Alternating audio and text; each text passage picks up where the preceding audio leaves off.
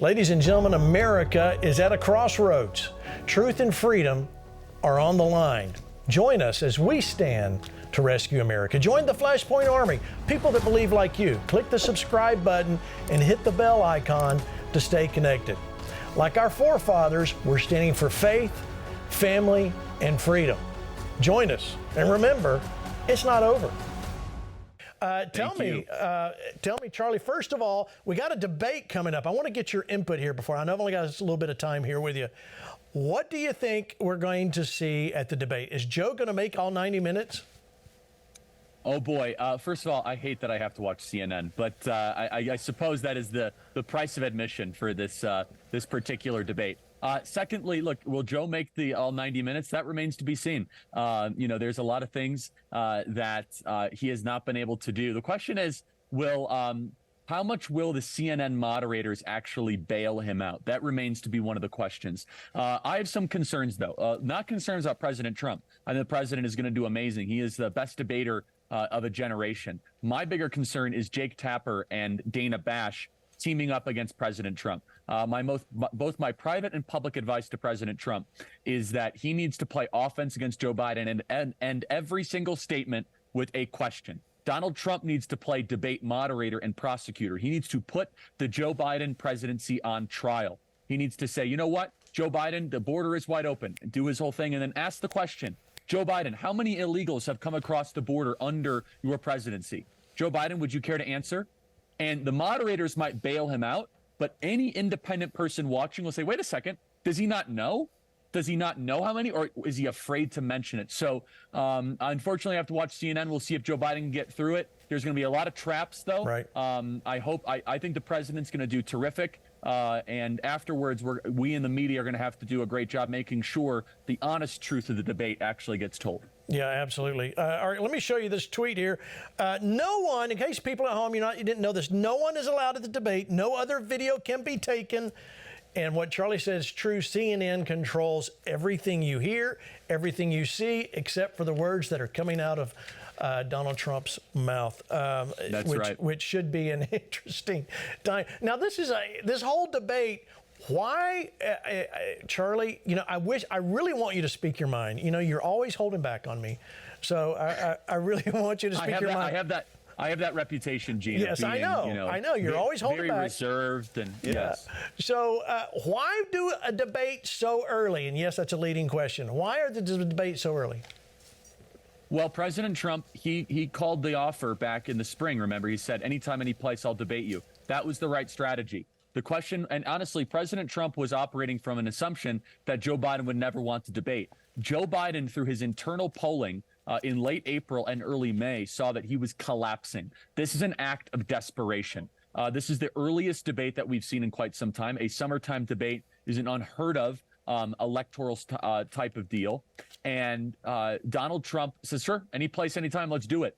Joe Biden, though, if he really collapses, he might get pulled out of this race. This might be the last chance for the Joe Biden presidency. Said differently, Gene, if President Trump does not do well, which I think he will, but let's say President Trump does not do well on Thursday, he has plenty of time to recover from that. Sure. Joe Biden, if he doesn't do well, he has a lot to lose. So Donald Trump should come in very relaxed, not really threatened. Joe Biden is the one that is down in the polls. Joe Biden is the one that wanted this debate so early. Joe Biden is the one that is acting out of desperation. Donald Trump should just kind of shrug his shoulders and say, hey, I was a great president. You're a terrible president. What's the best you got? You want to keep talking, Joe Biden? You got an uninterrupted mic. Go ahead.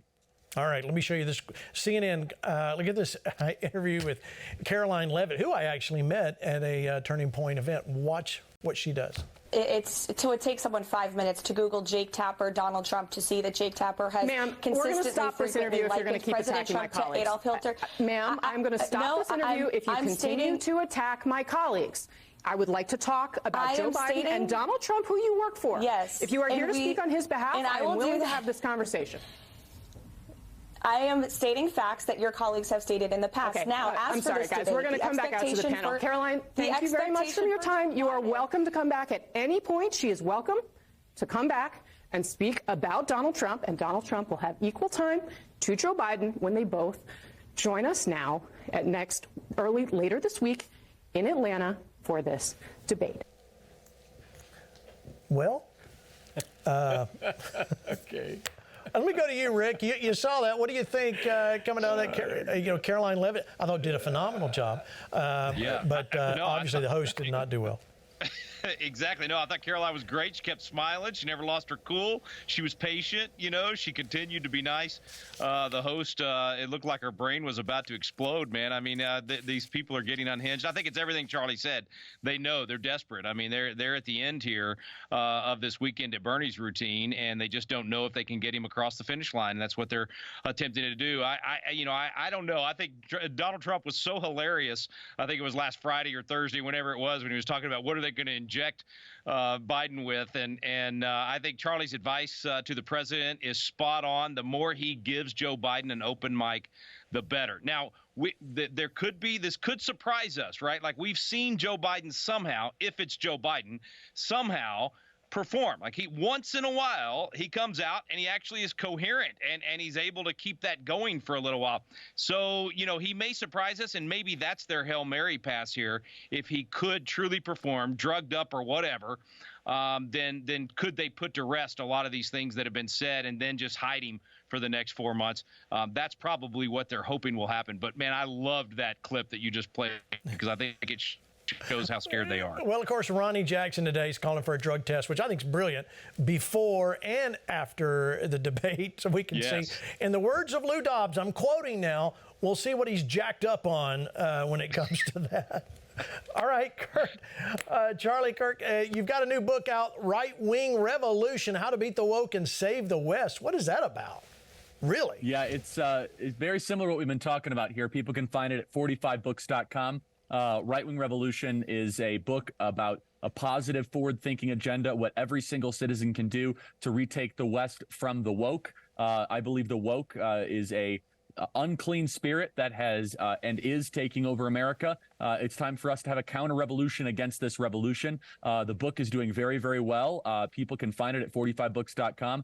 President Trump just endorsed the book, and it's more than just complaining about how bad things are. It's real action items. It's about how you, the American citizen, can rise up and take this country back, how you can improve your community, how you can improve your church, how you can improve your family. Worked really hard on this book. It's specific action items also about the president, what he can do in his upcoming agenda and his upcoming term. And then also we talk about more of the macro issue of where we have failed as a movement over the last 10 or 20 years, and also where we have succeeded as well. It's a very positive, forward-thinking book. It's been finally a pleasure to get it done with. As you know, writing books is not an easy thing, but people can find it at 45books.com.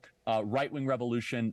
Your audience will love it. Has a lot of scripture. I'm a believer in Jesus Christ. It's the most important thing in my life. And this book talks about how we also can play offense in the spiritual battle. People can find it at 45books.com. All right, Charlie, tell me one of those things for the FlashPoint Army. Tell me one thing that they can do that you said that's in the book. The easy thing, which is anytime somebody calls you a name that is a lie, racist, bigot, homophobic, stop caring. Don't allow them to have their name calling to turn you into a place of paralysis. Do not allow them to hypnotize you.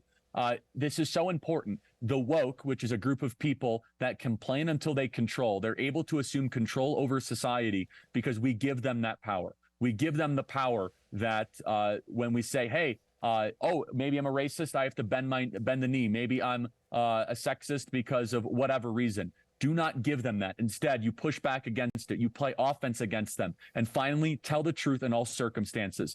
They are a cult that is centered on repeated deceit, lying, and treachery. Our movement is rooted in truth, of course, the ultimate truth of Jesus Christ. Never tell a lie, play offense, and expose their lies in the public arena. Excellent advice there, Charlie.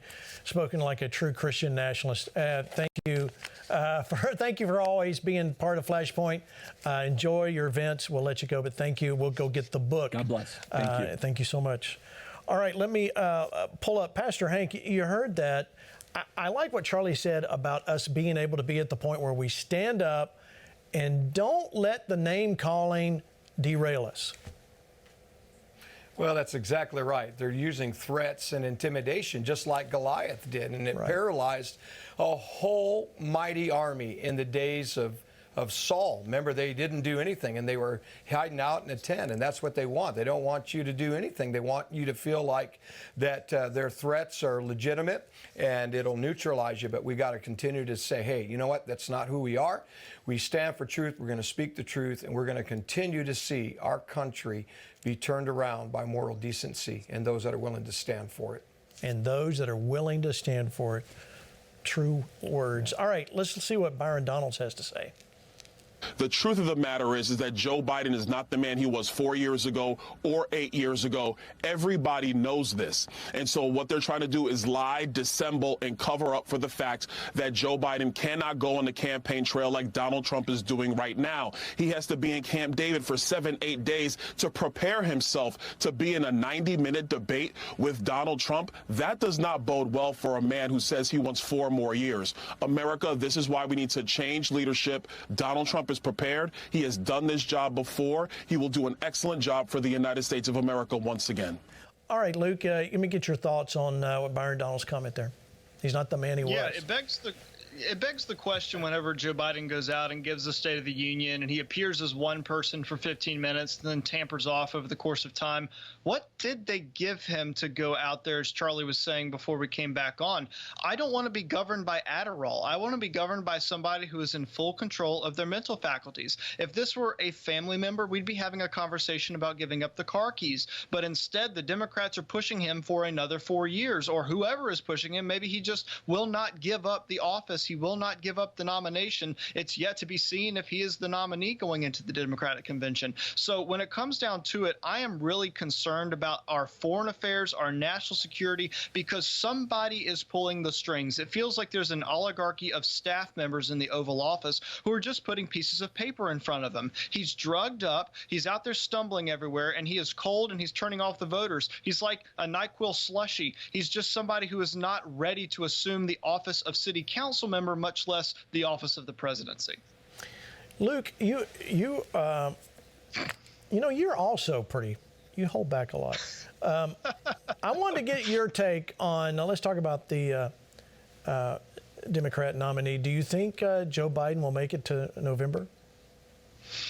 I am increasingly concerned that he will make it past the nomination. And I believe that he is somebody who thinks he is in full control of it, and unless someone convinces him to actually say no, then he's going to continue barreling towards it. And I hope that he is the nominee. But they're going to try to pull some interesting things, I think. I don't know who the Democrats are going to try to put up as anybody who is opposing Joe Biden, but we're just going to have to wait and see. I flip-flop back and forth every single day. I don't know how he could present himself at the convention and give a speech slurring it the way that he normally does, but we're just going to have to wait and find out who they pull out at the end.